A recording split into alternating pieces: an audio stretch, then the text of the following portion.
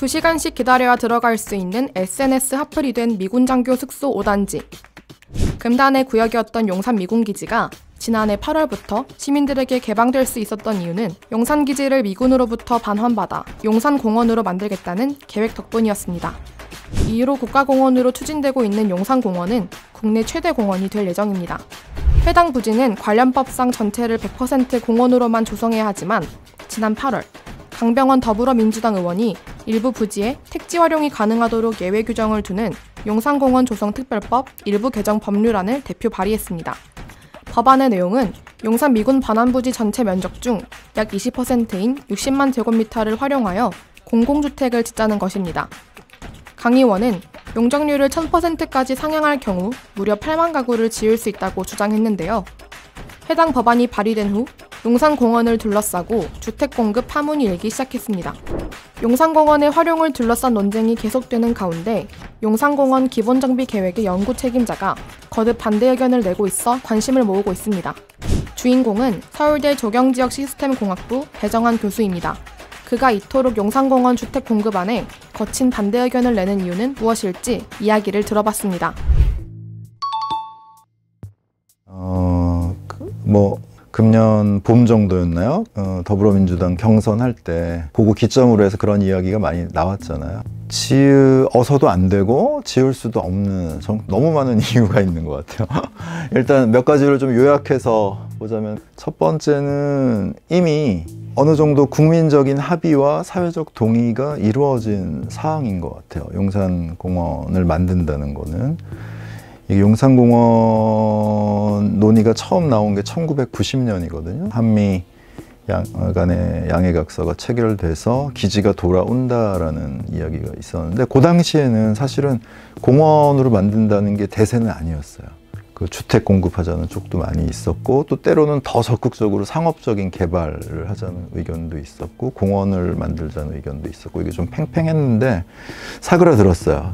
금방 빨리 안 돌아온다는 게 금방 이제 드러난 거죠. 그러면서 이제 수면 아래로 가라앉았다가 2003년에 노무현 대통령 때 이제 한미 정상 간에 그 합의를 하면서 이제 기지 이전이 확실해지는 게 되죠. 다시 또 논쟁이 막 불붙었는데 그때 그런 논쟁의 과정과 공론화를 겪으면서 어느 정도 공원화라는 게 결정이 됐거든요. 사회적 합의와 국민적 동의의 강을 건넜다라고 표현할 수 있을 테고 그 결과가 용산공원 조성 특별법이죠. 이제 법으로 되고 노무현 대통령이 선포식도 했고 그러면서 이제 그 이후부터는 이제 거의 공원 위주의 조성과 계획이 쭉 진행이 됐죠. 그거를 다시 한순간에 30년의 공원화 계획 역사를 한순간에 딱 뒤엎는 거는 굉장히 근시안적인 저는 포퓰리즘이라고 생각을 합니다. 이게 우리가 120년 만에 돌아오는 이 도심 한가운데 소중한 땅에 꼭 지어야 하는가에 대해서는 조금 의문점이 있습니다. 그 외에도 더 적절한 곳들을 잘 찾을 수 있지 않을까 하는 그런 생각도 듭니다. 네. 실제로 근데 만약에 짓는다고 하더라도 그 의원님들 말씀하신 대로 짓기가 어려워요. 전문적인 입장에서 따져본다면은 제가 기억하기로는 기지 면적의 20% 그러니까 60만 제곱미터 거기에 용적률 1000%로 짓는다고 되어 있고요. 그래서 8만, 9만 가구, 거의 분당 신도시 규모인데요. 그걸 공급한다는 게 그 논리잖아요.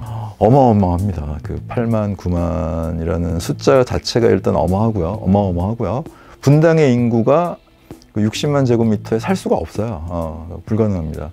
거기서 이제 예로 많이 드신 게 용산 그 삼각지역 근처에 있는 베르디움이라는 청년 주택이죠. 아주 높이 올라간 그거를 예로 들어서 말씀하시는데 그건 두 동이잖아요. 그럴 경우는 가능할 수 있어요. 그 베르디움하고 똑같이 짓는다고 900%니까 짓는다고 하면은 그 60만 제곱미터에 160동을 지어야 돼요. 베르디움처럼 생긴 게. 그래야 8만 9만이 들어갈 수 있어요. 그러니까 이거는 불가능해요. 제 생각에도 꼭 그렇게 짓자는 게 아니라 아마 그런 어떤 메시지나 선언 정도라고 생각되는데 그게 법으로 간다는 건 참 어렵지 않나 생각해요. 제 주변에 이제 전문가들한테 물어보니까 만약에 그 용산 기지에 공급을 한다고 하더라도 많이 공급해 5,000세대에서 7,000세대 정도 공급할 수 있을 거다. 지금 그 정도 규모. 거기에 공급하는 거는 어떤 메시지나 뭐 우리가 공급을 하고 있다라는 이런 제스처나 이런 것들은 효과가 있을지 모르겠지만 실질적으로 그 효과가 있을까 하는 그런 의문을 남깁니다. 그래서 굉장히 비전문적인 그런 발상인데 그게 법안의 내용에까지 그런 숫자가 들어가는 건 굉장히 아이러니하지 않나 하는 그런 생각이 들어요. 그 다음에 세 번째로 지금 그렇게 빨리 지어봤자 2030년대 중반이에요. 지금 많이 이전은 했지만 기지 전체가 완전히 이전하고 반환 절차라는 게 있거든요. 소파 협정에 따라서. 그거에 따라서 반환 절차 끝나고 하는데 이미 한 아무리 빨라야 2027년 정도 얘기들 많이 하세요. 그 다음부터 토양오염 정화 절차가 있어야 되고요.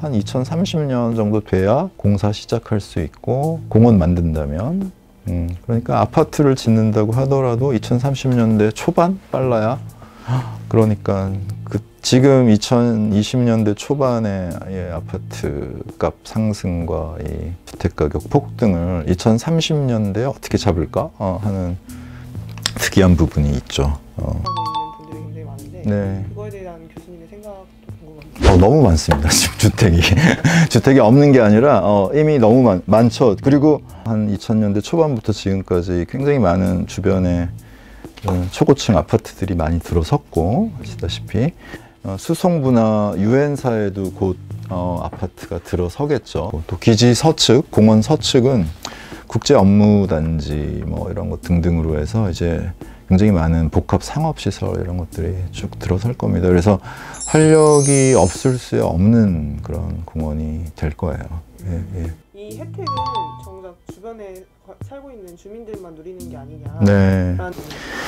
예, 그런 측면이 있을 수 있습니다. 예, 당연히, 그러니까 조금 비판적으로 보자면, 저도 뭐 그런 글을 쓴 적이 있는데, 이 용산공원이 이 주변 고층 아파트 단지들의, 정원이 되어서는 안 된다, 뭐, 이런 식의 충분히 있을 수 있는 거는 이제 우려이고 비판인 것 같아요. 그래서, 그러나 이제 어디든 이렇게 만들면은 그렇게 될 수밖에 없으니까 최대한 거기서 보완책을 만들어내야 될 텐데, 지금 현재, 공원 설계 또는 공원과 그 주변 개발의 문제를 넘어서서 이제 주변에서 이익 보는 걸 어떻게 환수할 것인가, 예, 뭐 어떤 특별세라든가 다른 방식의 그런 환수 방식들을 좀 관련되는 분야에서 연구들을 좀 해주실 필요가 있는 것 같아요.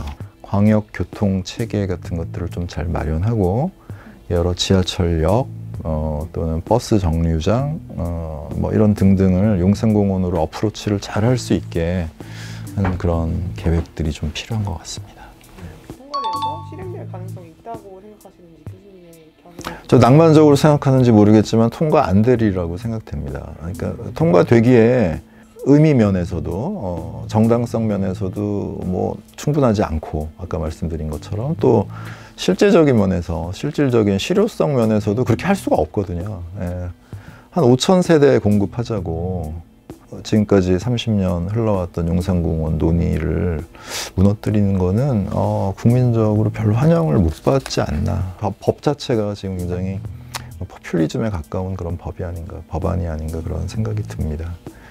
근데 이제 그 법이 통과됐다. 그러면 다 다시 해요. 처음부터. 30년 전으로 돌아가야 됩니다. 굉장히 과거로 후퇴하게 되죠. 그리고 상상할 수 없는 일인데요. 더 장기적으로 도시의 미래를 생각할 필요가 있고요. 지금 세대가 쓸 공원이라기보다는 사실은 미래 세대가 잘 쓸 수 있게 많은 여백으로 놓아두고 그들이 스스로 나중에 결정할 수 있게. 공원은 그런 굉장히 유보적인 장치잖아요. 그때 그들의 그 용도에 맞게 결정하게 여백으로 잘 두는 게 중요하지 않나 하는 생각이 들고요. 그 사이에 공원이라는 토지 이용을 통해서 우리 시민에게 많이 기여할 수 있을 테니까요. 네.